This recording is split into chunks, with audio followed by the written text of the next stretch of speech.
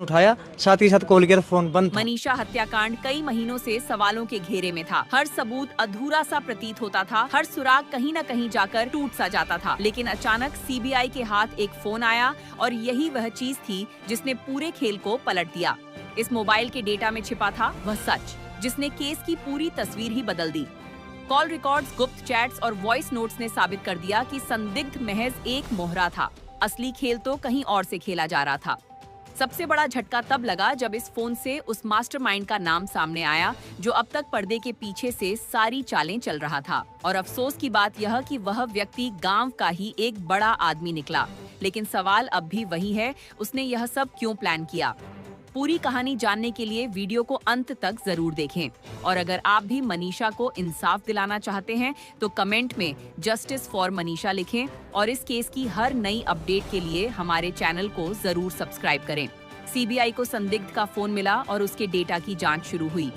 जांच में पता चला कि मोबाइल की आखिरी कॉल्स मनीषा के अंतिम संपर्कों से जुड़ी थीं, जो उस दिन हुई थी जब वह अपने गांव से कॉलेज के लिए निकली थी। गवाहों ने बताया कि संदिग्ध अक्सर मनीषा के आसपास देखा जाता था। जांचकर्ताओं ने उसके व्यवहार का अवलोकन किया और पाया कि सामान्य बातचीत में वह शांत रहता था, लेकिन मनीषा का नाम आते ही चुप्पी साध लेता था।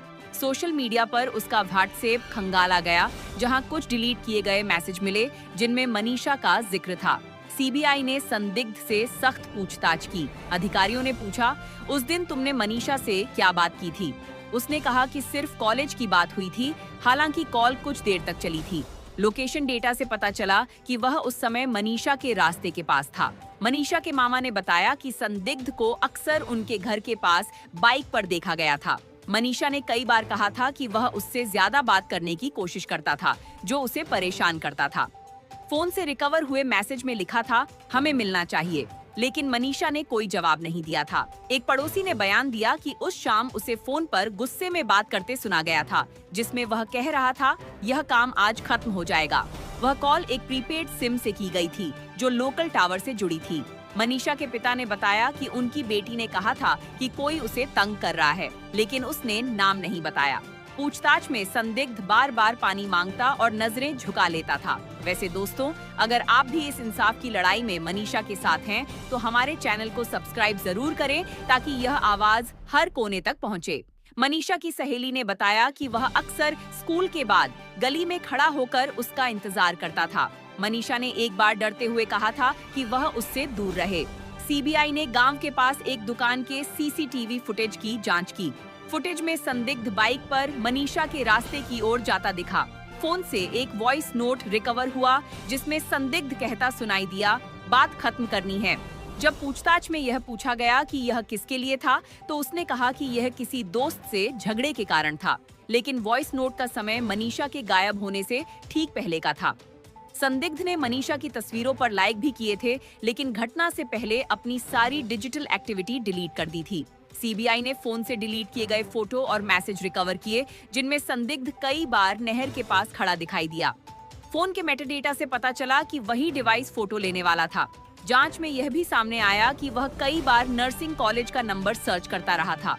फोन के लोकेशन पैटर्न से पता चला कि हत्या से पहले वह बार बार कॉलेज के आसपास और खेतों के पास जाता था। एक गवाह ने बयान दिया कि उसे खेतों की ओर जाते देखा गया था और वह बार बार पीछे मुड़कर देख रहा था, जैसे कोई उसे देख न ले। अन्य रिकवर हुए मैसेज में योजनाओं का जिक्र था कि रास्ता साफ रखा जाए और कोई गवाह न रहे। कुछ डिलीट किए गए चैट्स में लिखा था, शाम तक सब सेट हो जाएगा। फॉरेंसिक टीम ने फोन की कॉल हिस्ट्री और फाइनेंशियल रिकॉर्ड का मिलान किया और पाया कि संदिग्ध के खाते में अजीब ट्रांजैक्शंस हुए थे, जो किसी प्रभावशाली व्यक्ति की नकद निकासी से मेल खाते थे। ये कड़ी जांच में महत्वपूर्ण साबित हुई और मामले को नया मोड़ दिया। सीसीटीवी फुटेज, गवाहियों और फोन डेटा का मिलान करने पर यह साफ हुआ कि संदिग्ध को घटना से पहले कई बार मनीषा के घर और रास्ते के पास देखा गया था। स्थानीय दुकानदार ने बयान दिया कि संदिग्ध ने खेतों के लिए कुछ सामान खरीदा था, जिसमें मजबूत रस्सी भी शामिल थी। संदिग्ध का कहना था कि वह उसे खेती के काम के लिए ले गया था, लेकिन फुटेज और रसीदों ने उसकी दलील पर शक पैदा किया। पोस्टमार्टम रिपोर्ट में कीटनाशक के निशान भी मिले, जो संदिग्ध द्वारा खरीदे गए नमूनों से मेल खाते थे। यह बात मामले को और गंभीर बनाती थी। जांच आगे बढ़ने पर डिजिटल फिंगरप्रिंट से कुछ डिलीट किए गए सर्च रिकॉर्ड भी मिले, जिनमें शव को नहर में फेंकने से जुड़ी जानकारी थी। ये सबूत जांच की दिशा को और स्पष्ट करने लगे। सीबीआई ने पाया कि संदिग्ध की कहानियों में कई विरोधाभास थे और वह पूछताछ के दौरान लगातार बातें बदल रहा था। एक तरफ उसकी जुबानी दलीलें थीं, दूसरी तरफ डिजिटल साक्ष्य कुछ और ही कह रहे थे। जमा हुए सबूतों से यह संकेत मिलने लगा कि यह अपराध सुनियोजित और योजनाबद्ध था और इसमें और भी लोग शामिल हो सकते हैं, जिन पर आगे की कड़ी जांच की आवश्यकता थी। सीबीआई की जांच जैसे जैसे आगे बढ़ी, मोबाइल से निकलते सबूत मामले की गुत्थी को और उलझाते और सुलझाते चले गए। संदिग्ध का फोन हर बार नई कहानी बयान कर रहा था। मोबाइल से रिकवर हुए मैसेज और कॉल रिकॉर्ड्स ने यह दिखा दिया कि हत्या सिर्फ एक व्यक्ति की सनक नहीं थी, बल्कि इसके पीछे एक गहरी साजिश रची गई थी। फोन में मिली एक चैट खास तौर पर महत्वपूर्ण थी, जिसमें लिखा था, आज शाम तक सब सेट हो जाएगा। दूसरी तरफ से जवाब आया, गवाह मत छोड़ना। यह मैसेज घटना के दिन का ही था। जब सीबीआई ने इन चैट्स को संदिग्ध से मिलाया तो उसने कहा कि यह सिर्फ किसी डिलीवरी की बात थी, लेकिन लोकेशन डेटा और समय ने साफ किया कि यह बातचीत हत्या के समय और जगह से मेल खा रही थी। जांच में यह भी सामने आया कि हत्या के ठीक पहले और बाद में संदिग्ध ने बार-बार एक ही अज्ञात नंबर पर कॉल की थी। ये नंबर बाद में एक लोकल बिजनेसमैन के नाम पर रजिस्टर्ड निकला। वह व्यक्ति मनीषा के कॉलेज और स्कूल के पास दुकान चलाता था। गवाहों ने बयान दिया कि उसे अक्सर फोन पर धीमी आवाज में बात करते देखा जाता था और उसकी बातचीत में वो अकेली होगी, मौका सही है जैसे शब्द सुने गए। सीबीआई ने फोन से एक और मैसेज रिकवर किया, जिसमें लिखा था, कल खेतों के पास दोपहर में सब तय रहेगा, कोई गवाह ना हो। यह मैसेज घटना के एक दिन पहले का था। इसके अलावा उसी रात की कॉल में संदिग्ध ने कहा था, बॉस ने कहा है, लड़की को कॉलेज के रास्ते में रोक लो, कोई गलती नहीं होनी चाहिए। दूसरी तरफ से आवाज आई, पैसे एडवांस मिलेंगे, बाकी काम के बाद। इस कॉल ने साबित कर दिया कि संदिग्ध अकेला नहीं था और कोई बॉस था जो पूरी साजिश को नियंत्रित कर रहा था। फोन के ऑडियो नोट्स ने भी बड़ा खुलासा किया। एक रिकॉर्डिंग में संदिग्ध कह रहा था, वो कॉलेज की ओर गई है, अब समय है। दूसरी ओर से कहा गया, जल्दी खत्म करो। यह बातचीत घटना के ठीक उसी समय की थी जब मनीषा रास्ते में थी। जांचकर्ताओं ने इस पर सवाल उठाया तो संदिग्ध ने इसे झूठे बहाने में ढालने की कोशिश की, लेकिन तकनीकी सबूत उसके खिलाफ थे। सीसीटीवी फुटेज और जीपीएस डेटा ने एक और कड़ी सामने लाई। संदिग्ध को बाइक पर खेतों की ओर जाते हुए देखा गया और जीपीएस ने दिखाया कि वह वहां 20 मिनट तक रुका था। पूछताछ में जब उससे पूछा गया कि वह वहां क्यों था, तो उसने कहा, मैं तो बस गुजर रहा था। लेकिन तकनीकी साक्ष्य ने उसके इस बयान को झूठ साबित कर दिया। एक गवाह ने बयान दिया कि हत्या के अगले दिन सुबह संदिग्ध खेतों के पास घूम रहा था, जैसे कुछ ढूंढ रहा हो। फोन से उस समय का एक मैसेज रिकवर किया गया, जिसमें लिखा था, शव साफ कर दिया। यह सबूत साफ तौर पर इस बात का संकेत था कि हत्या योजनाबद्ध तरीके से की गई थी और बाद में सबूत मिटाने की कोशिश भी की गई। जांच में सीबीआई को यह भी पता चला कि हत्या से पहले संदिग्ध ने मेडिकल स्टोर से कीटनाशक खरीदा था। दुकानदार ने बयान दिया कि उसने खुद उसे दवा खरीदते देखा था। संदिग्ध ने कहा कि वह इसे खेती के लिए ले रहा था, लेकिन पोस्टमार्टम रिपोर्ट ने साफ कर दिया कि मनीषा के शरीर में वही जहर पाया गया। इस तथ्य ने संदिग्ध की बातों को और बेनकाब कर दिया। फोन से मिले वॉइस नोट्स में बार बार यह कहा गया था, कोई गवाह नहीं होना चाहिए, सबूत मिटा देना, काम साफ सुथरा करना। इन शब्दों से यह साफ था कि यह मामला किसी सामान्य दुश्मनी का नहीं, बल्कि सोची समझी योजना का हिस्सा था। सीबीआई ने जब फोन की गहराई से जांच की तो एक और चैट मिली, जिसमें लिखा था, सर ने फाइनल आदेश दिया है, लड़की को रास्ते में रोककर खत्म करना है, जमीन का विवाद आज ही खत्म। दूसरी तरफ से जवाब आया, पैसे एडवांस दे दिए हैं, बाकी काम के बाद। यह चैट सीधे इस ओर इशारा करती थी कि इस अपराध की जड़ें जमीन के झगड़े से जुड़ी थीं। जांच आगे बढ़ने पर सीबीआई ने यह भी पाया कि संदिग्ध और इस लोकल बिजनेसमैन की बातचीत का सिलसिला लगातार था। फोन की हिस्ट्री में कई रातों की कॉल्स मिली, जिनमें संदिग्ध यह कहता सुनाई दिया, सब हो गया, अब चुप रहो। दूसरी ओर से जवाब आता, सबूत मिटा देना। गांव के गवाहों ने भी बयान दिए कि संदिग्ध अक्सर रात को फोन पर धीरे धीरे बातें करता था और उसकी बातें हत्या की साजिश से मेल खाती थीं। मनीषा के मामा ने भी कहा कि उन्होंने संदिग्ध को कई बार मनीषा के घर के बाहर खड़ा देखा था। एक पड़ोसी ने बताया कि उसने खुद सुना था कि वह कह रहा था, वह ज्यादा बोल रही है। जांच में सीबीआई ने संदिग्ध के फाइनेंशियल ट्रांजैक्शंस भी देखे। इसमें पाया गया कि कुछ ही दिन पहले उसके खाते में अचानक एक बड़ी रकम आई थी। यह रकम एक स्थानीय प्रभावशाली जमींदार की निकासी से मेल खा रही थी। यही वह मोड़ था जिसने मामले को और बड़ा बना दिया। अब तक मिले सबूतों से साफ हो रहा था कि संदिग्ध केवल एक खिलौना था। उसे किसी बड़े खिलाड़ी ने इस काम के लिए इस्तेमाल किया।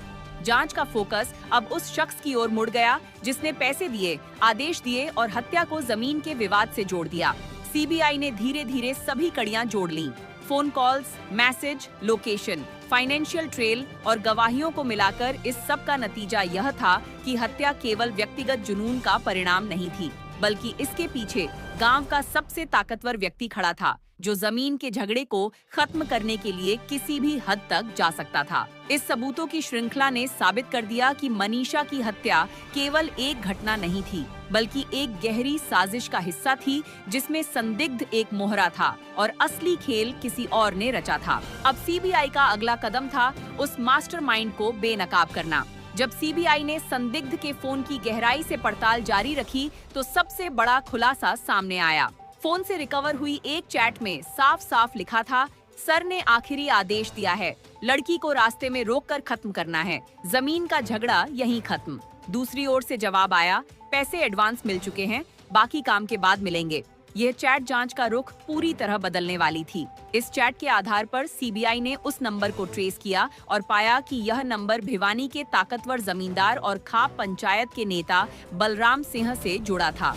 बलराम लंबे समय से मनीषा के परिवार की 5 एकड़ जमीन पर दावा ठोक रहा था। गांव के एक किसान ने बयान दिया कि बलराम ने कई बार मनीषा के पिता को धमकी दी थी, अगर जमीन नहीं छोड़ी तो पूरा परिवार बर्बाद कर दूंगा।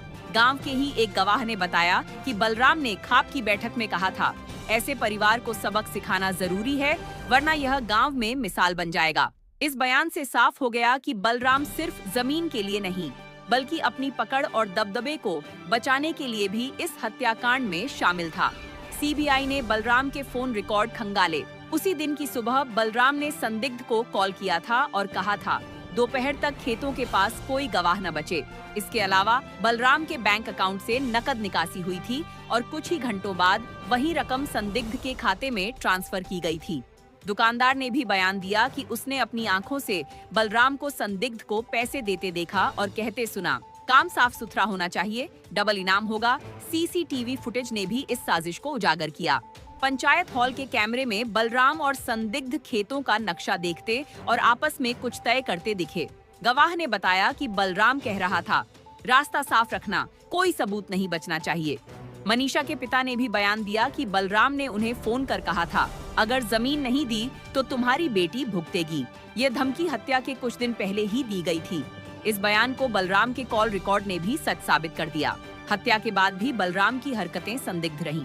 गांव के गवाहों ने कहा कि बलराम ने खाप की मीटिंग में इस घटना को परिवार का मामला बताकर दबाने की कोशिश की। सीबीआई को बलराम के फोन से एक मैसेज मिला जिसमें लिखा था, सुसाइड नोट रख दो, केस बंद हो जाएगा। ये मैसेज हत्या के 4 दिन बाद का था। मनीषा की सहेली ने भी सीबीआई को बताया कि बलराम ने एक बार स्कूल में मनीषा को चेतावनी दी थी, अपने पिता से कहो फैसला बदलें, वरना अंजाम भुगतना पड़ेगा। जांच ने अब किसी शक की गुंजाइश नहीं छोड़ी। संदिग्ध के फोन से मिले सबूत और बलराम के फोन रिकॉर्ड, बैंक ट्रांजैक्शंस और गवाहियों ने साबित कर दिया कि पूरी साजिश बलराम ने ही रची थी। बलराम को गिरफ्तार कर लिया गया, लेकिन यहाँ पर एक और रहस्य सामने आया। बलराम के फोन में एक अज्ञात नंबर मिला जिसने जांचकर्ताओं को चौंका दिया। ये नंबर लगातार बलराम से संपर्क में था, लेकिन उसकी पहचान अभी तक नहीं हो पाई थी। सवाल यह खड़ा हुआ कि क्या बलराम ही इस पूरी साजिश का सरगना था या इसके पीछे कोई और बड़ा खिलाड़ी था, कोई और मास्टरमाइंड जो पर्दे के पीछे से सब चला रहा था। गांव के कई लोगों ने बयान दिए कि हत्या के बाद बलराम बार बार पुलिस और प्रशासन पर दबाव डाल रहा था कि इसे आत्महत्या साबित किया जाए। सीबीआई को मिले सबूतों से यह भी पता चला कि उसने पुलिस कर्मियों पर भी असर डालने की कोशिश की। जांच ने साफ किया कि यह हत्या सिर्फ जमीन का झगड़ा नहीं थी, बल्कि ताकत, डर और राजनीति का खेल भी था। बलराम ने सिर्फ एक लड़की को रास्ते से नहीं हटाया, बल्कि पूरे गांव को यह संदेश देने की कोशिश की कि जो उसके खिलाफ जाएगा उसका यही अंजाम होगा। लेकिन अब सवाल बचा है, क्या बलराम ही असली मास्टरमाइंड था या फिर कोई और बड़ी ताकत इस खेल में शामिल थी? उस अज्ञात नंबर के पीछे कौन था? क्या यह सिर्फ बलराम का संपर्क था या उसके ऊपर भी कोई खड़ा था जिसने यह पूरी साजिश रची? मनीषा के लिए न्याय की लड़ाई अभी खत्म नहीं हुई। यह मामला न सिर्फ एक परिवार की त्रासदी है, बल्कि पूरे समाज के लिए एक चेतावनी है कि जब ताकतवर लोग कानून को हथियार बनाकर दूसरों की जिंदगी से खेलते हैं, तो सच सामने लाने में कितनी मुश्किलें आती हैं। दोस्तों, अब वक्त है कि हम सब मनीषा के लिए आवाज उठाएं, उसकी कहानी को दबने न दें। अगर आप भी चाहते हैं कि इस केस की सच्चाई पूरी तरह सामने आए और दोषियों को सजा मिले, तो अपनी आवाज जोड़ें। लिखें जस्टिस फॉर मनीषा। इसे जितना हो सके शेयर करें ताकि उसकी चीख, उसकी पुकार हर जगह पहुंचे और कोई और मनीषा इस तरह की साजिश का शिकार न बने।